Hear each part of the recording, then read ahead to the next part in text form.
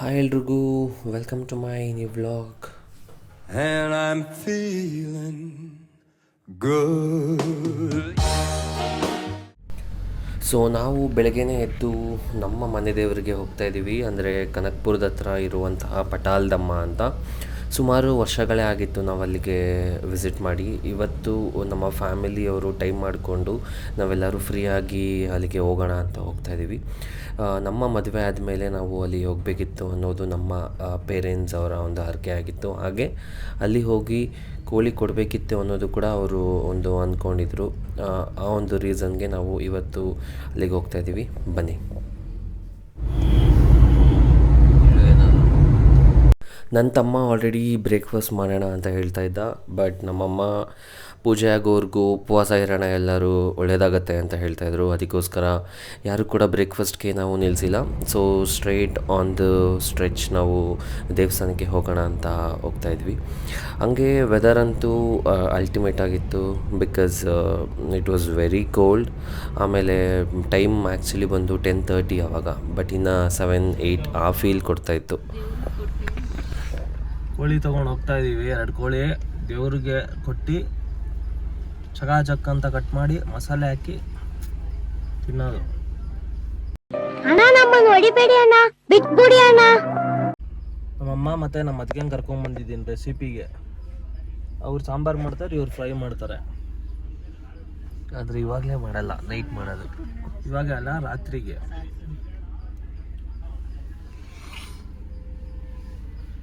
Okay ಬನ್ನಿ. ಇಷ್ಟು ಬೇಗ ಬಂದ್ಬಿಡ್ತಲ್ಲ ನಿಮ್ಮ ಅಪ್ಪಾಜಿ. ಯಾಕಪ್ಪಾಜಿ ಕೋಳಿ ತಗೊಂಡಿಲ್ಲ?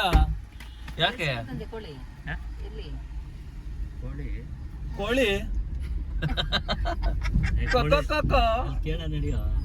ಅಲ್ಲೇ ತಗೊಬೇಕಲ್ವಾ? ಇಲ್ಲೇನ್ ಬಂತಲ್ಲ ದೇವಸ್ಥಾನ ಇದೆ ತಾನೆ. ಓಕೆ ಬನ್ನಿ ಹೋಗೋಣ.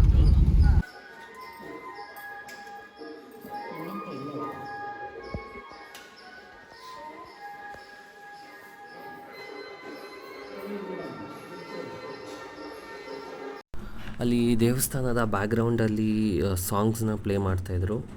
ಆ ಒಂದು ರೀಸನ್ಗೆ ನಾನು ಇಲ್ಲಿ ಒರಿಜಿನಲ್ ಮ್ಯೂಸಿಕ್ನ ಒರಿಜಿನಲ್ ವಾಯ್ಸ್ನ ನಾನು ಇಲ್ಲಿ ಮ್ಯೂಟ್ ಮಾಡಬೇಕಾಯಿತು. ಅದಕ್ಕೋಸ್ಕರ ನಾನು ಇಲ್ಲಿ ನನ್ನದೇ ವಾಯ್ಸ್ ಓವರ್ ಕೊಡ್ತಾಯಿದ್ದೀನಿ. ಹಾಗೆ ನನ್ನ ವೈಫ್ ಹತ್ರ ನಾನು ಕೇಳ್ತಾ ಇದ್ದೆ ಹೇಗಿದೆ ಇಲ್ಲಿ ಎನ್ವಿರಾನ್ಮೆಂಟು ಮತ್ತು ಸರೌಂಡಿಂಗ್ಸ್ ಮತ್ತು ಟೆಂಪಲ್ ಬಗ್ಗೆ ಹೇಳ್ತಾ ಇದ್ದೆ. ಮತ್ತು ಇಲ್ಲಿ ನಮ್ಮ ಫ್ಯಾಮಿಲಿಯವರು ಏನೇ ಫಂಕ್ಷನ್ ಆಗಬೇಕು ಅಂದ್ರೂ ಇಲ್ಲಿ ಬಂದು ಕೋಳಿ ಅಥವಾ ಕುರಿನ ಒಂದು ಕಟ್ ಮಾಡಿ ಅಡುಗೆ ಮಾಡ್ಕೊಂಡು ಹೋಗೋದು ಅವಾಗಿಂದ ಬಂದಿದೆ. ಸೊ ಅದ್ರ ಬಗ್ಗೆ ಎಲ್ಲ ಎಕ್ಸ್ಪ್ಲೇನ್ ಮಾಡ್ತಾಯಿದ್ದೆ. ಹಾಗೂ ಇಲ್ಲಿನ ಒಂದು ಪವಾಡದ ಬಗ್ಗೆನೂ ಹೇಳ್ತಾ ಇದ್ದೆ.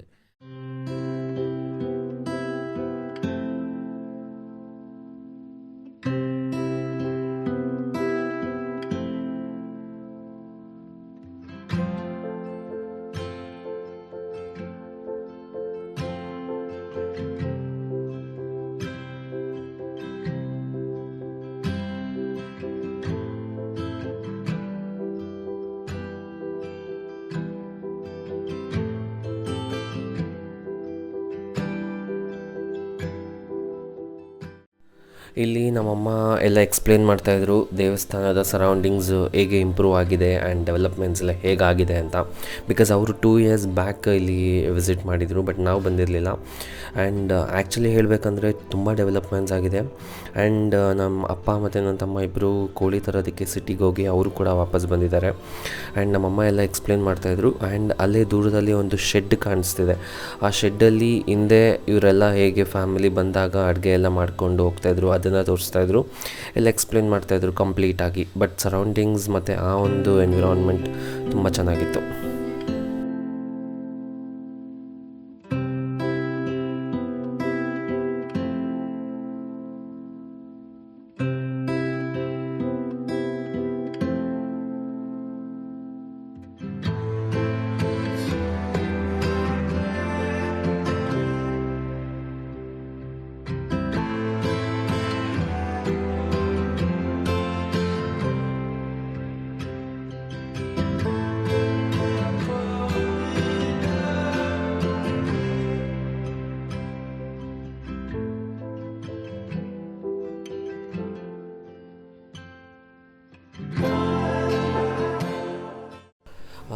ನಮ್ಮ ಅಪ್ಪ ಅಮ್ಮ ಬ್ರೇಕ್ಫಾಸ್ಟ್ನ ಮನೆಯಿಂದ ತೊಗೊಂಬಂದಿದ್ರು. ಸೊ ಅದನ್ನೇ ಅವರು ಪೂಜೆ ಮುಗಿಸ್ಕೊಂಡು ಇಲ್ಲಿ ತಿಂತಾಯಿದ್ದಾರೆ. ಬಟ್ ನಾವು ಆನ್ ದ ವೇ ಹೋಗ್ತಾ ಎಲ್ಲಾದರೂ ಟಿಫನ್ನ ಮಾಡ್ಕೊಳ್ಳೋಣ ಅಂದ್ಬಿಟ್ಟು ನಾವು ಹಂಗೆ ಫೋಟೋಸ್ ಮತ್ತು ವೀಡಿಯೋಸ್ನ ತೊಗೊಂಡು ಅಲ್ಲೇ ಸ್ವಲ್ಪ ಹೊತ್ತು ಟೈಮ್ ಸ್ಪೆಂಡ್ ಮಾಡಿದ್ವಿ.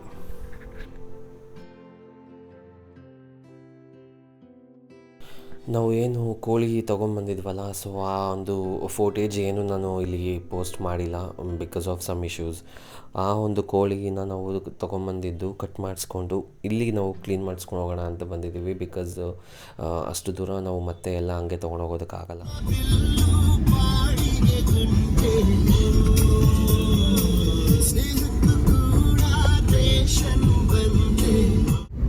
ಅಲ್ಲ ನೋಡಿ, ನನ್ನ ತಮ್ಮ ಬಿರಿಯಾನಿ ಕೊಡಿಸು ಅಂತ ಕೇಳ್ಕೊಂಬಂದ. ನಾನು ಮನೇಲೇ ಮಾಡೋಣ ನಡೆಯೋ ಅಂದಿದ್ದಕ್ಕೆ ಫುಲ್ ಉರ್ಕೊಂಬಿಟ್ಟಿದ್ದಾನೆ ನೋಡಿ. ಇಲ್ಲಿ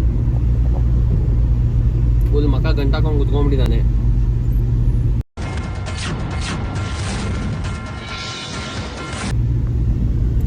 ಇವಾಗ ಬಿರಿಯಾನಿ ಕೊಡಿಸಿಲ್ಲ ಅಂದರೆ ಅದನ್ನೇ ಒಂದು ತಿಂಗಳು ಹೇಳ್ತಾ ಇರ್ತಾನೆ, ಬಿರಿಯಾನಿ ಕೊಡಿಸಿಲ್ಲ ನಮ್ಮಣ್ಣ ಅಂತ. ಅದಕ್ಕೆ ಬನ್ನಿ ಒಂದು ಬಿರಿಯಾನಿ ತಿನ್ಕೊಂಡು ಹೋಗೋಣ. ಅಷ್ಟೇ ನನ್ನ ಸಮಾಧಾನ, ಬಿರಿಯಾನಿ ಕೊಡಿಸ್ತೀನಿ. ಸ್ವಲ್ಪ ನಗು ಹೋಗ್ಲಿ, ಸ್ವಲ್ಪ ನಗು.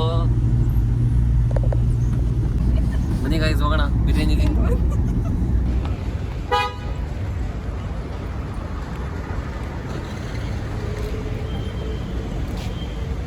ಫೈನಲಿ ಹೊಸಕೋಟೆ ಬಿರಿಯಾನಿಗೆ ಬಂದಿದ್ದೀವಿ. ಬನ್ನರ್ಘಟ್ಟ ರೋಡಲ್ಲಿದೆ ಇದು.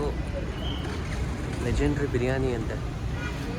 ನನ್ನ ತಮ್ಮನ ಆಸೆಯ ಮೇರೆಗೆ ಬಂದಿದ್ದೀವಿ ಅಲ್ವಾ. ಫೋಟೋ ಬೇಕಾ ಗಾಡೀಲಿ? ಇದು ಆಲ್ಮೋಸ್ಟ್ 1 ಮಂತ್ ಆಯ್ತಲ್ಲ ಓಪನ್ ಆಗಿ. ಬನ್ನಿ ಟೇಸ್ಟ್ ನೋಡೋಣ ಹೆಂಗಿದೆ ಅಂತ.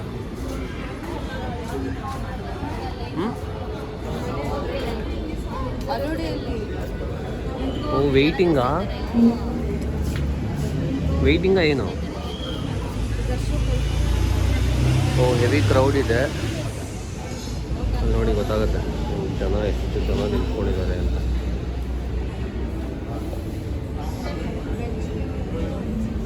ಅಲ್ಲ ಜಾಸ್ತಿ ಜನ ಇದ್ರೆ ಬೇಡ ಅಲ್ವಾ, ಅದೇ ವೆಯ್ಟಿಂಗಲ್ಲಿದೆ ಎಲ್ಲ.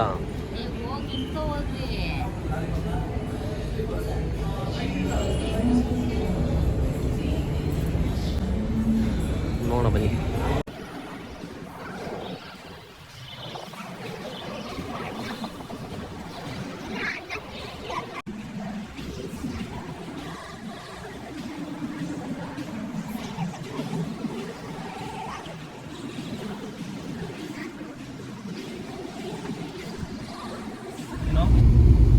ಆನೆಸ್ಟ್ ರಿವ್ಯೂ ಬಿರಿಯಾನಿ ಚೆನ್ನಾಗಿದೆ, ಬಟ್ ಖಾರ ಸ್ವಲ್ಪ ಜಾಸ್ತಿ, ಮಸಾಲೆ ಜಾಸ್ತಿ.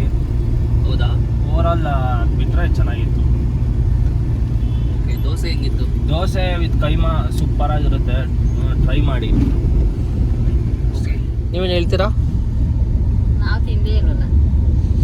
4 ಜನ ಗಡಕ್ತಾ ತಿಂದ್ಬಿಟ್ಟು ನಾನು ಏನು ಹೇಳ್ತೀನಿ ಅಂತ ಕೇಳ್ತಾ ಇದ್ದಾರೆ. ಮಮ್ಮಿ ನೀನು ಏನು ತಿಂತೀಯ ಹೇಳಿ ಮಮ್ಮಿ ಇವಾಗ. ನಮ್ಮಮ್ಮ ಇವತ್ತು ಟ್ಯೂಸ್ಡೇ ಆಗಿರೋ ಕಾರಣ ನಾನ್ ವೆಜ್ ತಿಂದಿಲ್ಲ. ಅದಕ್ಕೋಸ್ಕರ ನಾವು ಮಾತ್ರ ತಿಂದ್ವಿ. ಕೃಷ್ಣ ಕೊಟ್ಟಿರೋಣ. ಆನೆಸ್ಟ್ ಆಗಿ ಅಂದರೆ ಒಂದು ನಿಮಿಷ ಇರೋ. ಆನೆಸ್ಟ್ ಅಂದರೆ ಸ್ವಲ್ಪ ಖಾರ ಇತ್ತು, ಅದು ಬಿಟ್ಟರೆ ಚೆನ್ನಾಗಿತ್ತು. ಸ್ವಲ್ಪ ಇರ್ತೀರಾ ಎಲ್ಲರೂ? ಏನಿದು? ಆನೆಸ್ಟ್ ಆಗಂದರೆ ಸ್ವಲ್ಪ ಖಾರ ಇತ್ತು, ಅದು ಬಿಟ್ಟರೆ ಎಲ್ಲ ಚೆನ್ನಾಗಿದೆ. ದೋಸೆ ಅಂತ ಕೈಮಾ ಅಂತೂ ಎಕ್ಸಲೆಂಟ್ ಆಗಿತ್ತು, ಸೀರಿಯಸ್ಲಿ ಸಖತ್ತಾಗಿತ್ತು. ಸೊ ಯಾರಾದರೂ ಟ್ರೈ ಮಾಡಬೇಕು ಅಂದ್ಕೊಂಡಿರೋರು ಬನ್ನಿ ತಿನ್ನಿ. ಸರ್ವಿಸ್ ಅಂದರೆ ಸೆಲ್ಫ್ ಸರ್ವಿಸ್ ನಾವೇ ಮಾಡ್ಕೊಬೇಕು. ಓಕೆ, ಮತ್ತೆ ನನ್ನ ತಮ್ಮ ಮತ್ತೆ ಶ್ರೀಶೈಲ ವೆಜ್ ಕರ್ಕೊಂಬಂದಿದ್ದಾನೆ.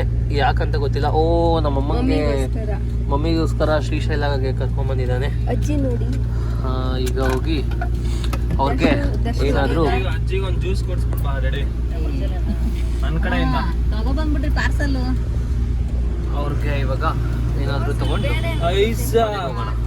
ಏನು ಡೋರ್ ಅಣ್ಣ, ಡೋರ್ ಹಾಕೋಣ ಸ್ವಲ್ಪ. ಡೋರೇ ಹಾಕಲ್ಲ ಮಮ್ಮಿ. ಅಲ್ಲೂ ಕೋಳಿ ತಗೊಂಬೇಕಾದ್ರು ಅಷ್ಟೇ ತೆಗ್ದ್ಬಿಟ್ಟು ಒಯ್ತಾ ಐತೆ. ಅಪ್ಪ ಬಂದ್ ಹಾಕ್ತಾರ. ಸೊ ನಾವೆಲ್ಲ ಮನೆಗೆ ರೀಚ್ ಆಗಿ ಒಳ್ಳೆ ನಿದ್ದೆ ಮಾಡಿದ್ವಿ. ಬಿಕಾಸ್ ನಾವು ನೈಟ್ ರಾಮನಗರ ಹೋಗಬೇಕಿತ್ತು, ಜಾತ್ರೆ ಇರೋದ್ರಿಂದ. So next see you all in next video.